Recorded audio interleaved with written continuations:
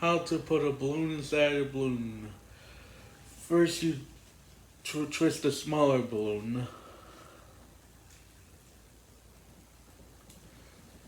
Then you shove it into the bigger balloon.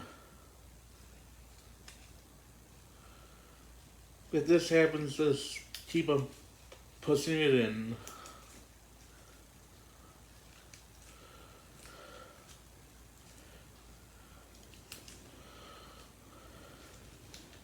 Now stretch it a little bit.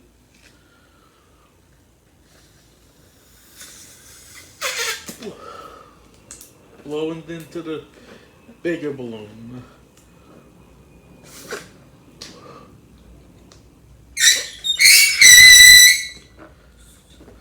Now blow into the small balloon to whatever size you like.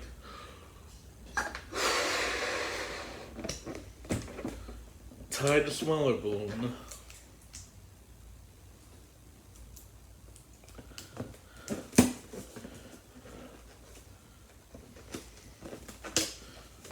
Blow up the bigger balloon.